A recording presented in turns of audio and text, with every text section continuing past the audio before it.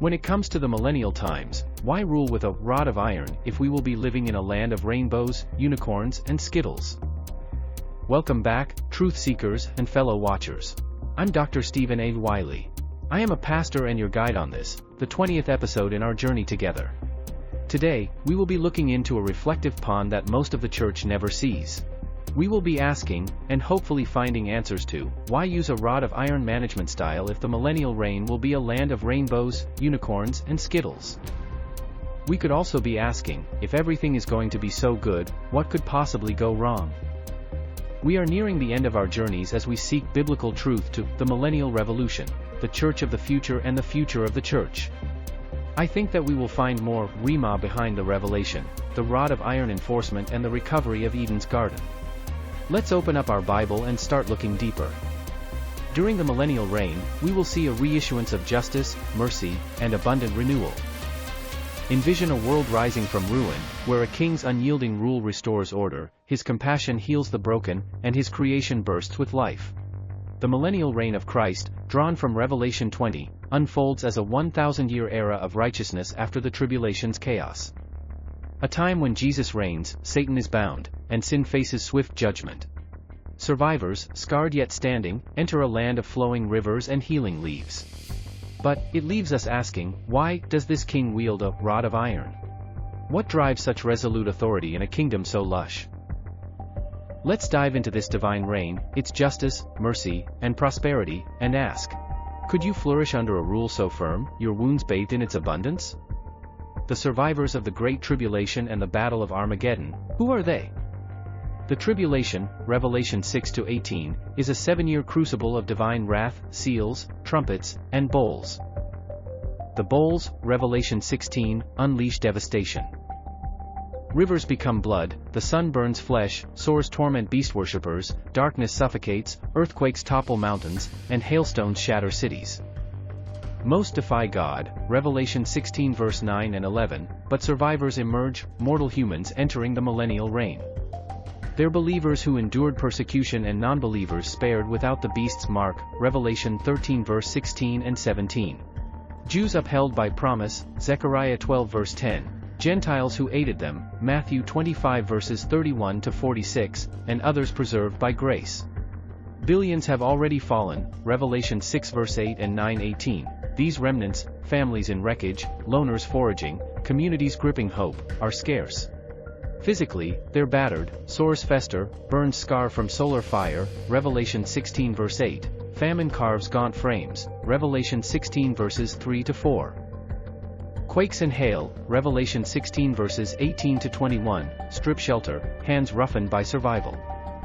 Emotionally, loss crushes, loved ones gone, darkness haunting, Revelation 16 verse 10. Believers cling to faith, yet grieve, non-believers harbor fear or defiance. Could you rise after such trials, or would sorrow linger like ash? An old world transformed anew, blessings and abundance. The millennium transforms desolation into Eden. Isaiah 35 verse 1 and 2 sees deserts bloom, wildernesses turning into orchards. Pure rivers flow, Ezekiel 47 verses 1-12, nurturing fields of endless grain, trees heavy with fruit.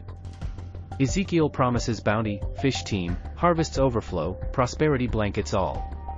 Survivors, once starved, feast at laden tables, bodies revived, vigor restored. Zechariah 8 verse 12 vows, the ground shall give its produce, a land so rich, every seed multiplies. The tree of life, planted on the banks of the streams of living waters, Revelation 22 verse 2, yields monthly fruit, its leaves healing nations. Survivors, skin scarred, spirits raw, taste these leaves, sores vanishing, burns fading, minds eased. Ezekiel 47 verse 12 affirms, leaves evergreen, healing boundless. Former foes share this gift, divisions melting in plenty. Isaiah 60 verses 5-17 envisions Jerusalem gleaming, gold and spices flowing, survivors building homes of cedar. Zechariah 14 verse 14 brings wealth from past enemies, no one wanting. Psalm 72 verse 7 weds righteousness to abundance, children play in lush fields, elders rest under vines. Would such plenty stir your heart, or would scars hold you back? A rule of iron, why such harsh authority? Christ governs with a rod of iron, Revelation 2 verses 26 to 27, a rule unshakable as steel, crushing rebellion like potter's clay. Why this iron grip? First, it ensures holiness. Sin, even a spark, threatens the purity of a world where God dwells, Isaiah 11 verse 9. Survivors' mortal hearts, prone to greed or pride, could mar this sanctity. Swift judgment stops it cold. Second, it protects abundance. Fields of grain and rivers of life demand order, lest defiance spoil the harvest. The tribulation's chaos, lawlessness, betrayal, proves humanity's bent. Iron authority prevents relapse. Third, it fulfills prophecy. Psalm 2 verse 9 foretells this rule, a king whose justice mirrors his glory, unyielding to secure peace. For survivors, wearied by anarchy, this firmness is refuge, order after ruin. Believers, hearts full from bounty, seek to align. Others, nursing wounds, might resist, testing boundaries. The rod's purpose isn't cruelty but preservation, holiness, plenty, promise upheld. I want you to think about something. Would you welcome a king whose iron hand guards such richness, or would its weight feel too heavy? Justice here is instant, tailored. A thief loses goods, a rebel life. The goal? A kingdom so pure that healing leaves bloom unstained. Survivors, dining on fruit, no choices matter. Could you live freely, every motive seen, in a land so abundant? Drought and defiance, a shadow on plenty. Zechariah 14 verses 16 to 19 warns nations skipping the Feast of Tabernacles face drought, skies close, lush fields crack. Unlike the rod smiting one sinner, this lingers, testing collective will. Survivors, who drank bloodied rivers, feel past hunger's bite. Drought stings anew. Imagine a local leader, perhaps unrepentant, scorning worship. His people, farmers with healed hands, mothers fed by plenty, bear his choice. Why should abundance fade for one's pride? The rod's iron ensures compliance, protecting the feast's unity, a global act of gratitude for God's gifts. A righteous leader, awed by blooming lands, joins the feast, securing rain. An evil one, blind to the tree's balm, risks all. Could you stay loyal, your orchard drying, while trusting a king whose river flows? Crime amid abundance?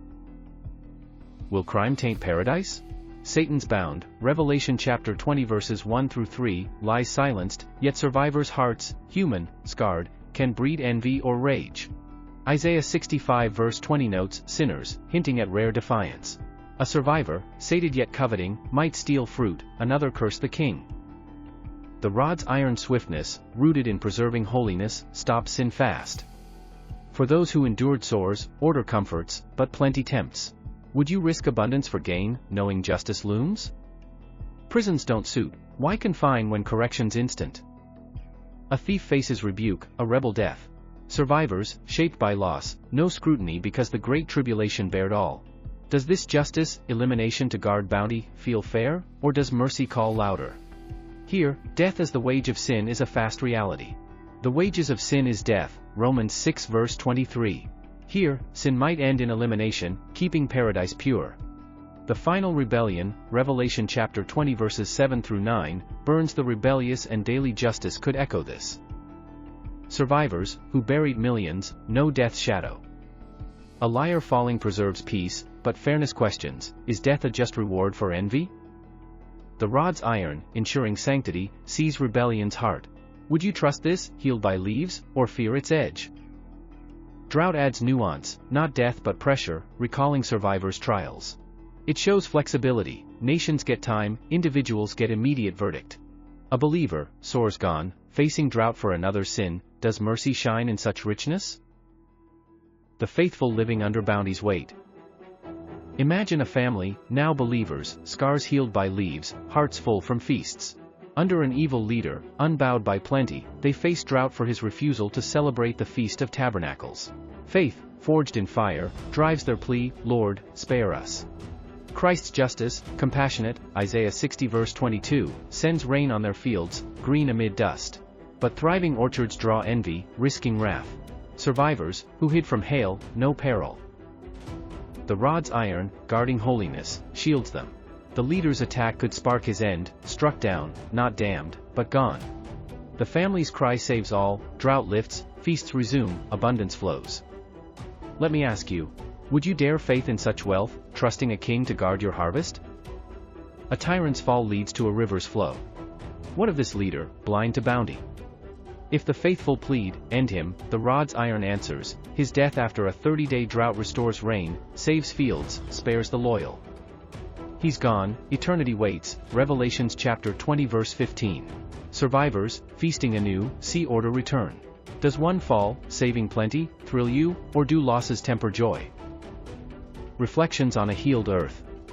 The millennial rain dazzles, deserts bloom, rivers heal, the tree of life mends the nations. Survivors, scarred by sores, burns, grief, enter as mortal believers and skeptics, fed by abundance and healed by grace. Justice, swift and ironclad, shapes their world. Mercy, lush, personal, lifts them. No prisons, only truth. No lack, only fullness. The rod's iron ensures holiness, protects plenty, fulfills God's word, a reign fierce yet tender. Someone should ask, can you embrace a justice so pure it humbles, so rich it restores? What motivates you? Survivor's renewal? The king's firm hand? Or his mercy's flow? Many people believe that the new millennium will be a world of rainbows, unicorns, and Skittles. There is still at least one more class of survivors that we need to consider, and the final rebellion needs to be addressed. And, in answer to our original question of, why rule with a rod of iron if we will be living in a land of rainbows, unicorns, and Skittles? If there was another way, our loving God would certainly employ it since He cares for us and wants His best for us. So until next time, may the Lord richly bless you, and protect you, guide you and prosper you, as you follow hard after Him. This is where it all starts. With your next steps. If this message has ministered to you, there are some things that you can do that would really help us out, and it won't take much of your time. Please give us a like, it forces the algorithms to let others know about this video. Would you please post a comment even if it is a short one? It means a lot to us and we read every one. Also, I know it's a lot to ask, but would you consider sharing this message with your friends? They will be blessed by the message as well. Subscribing means you won't miss any future updates or releases. If you would like to help support our churches and enable us to reach others, here are the details.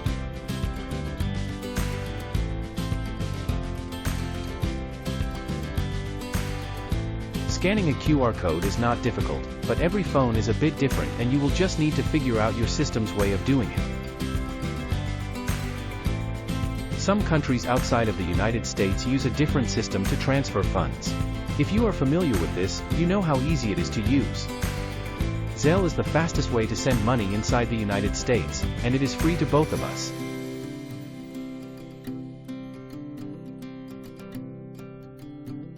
Thank you for your support.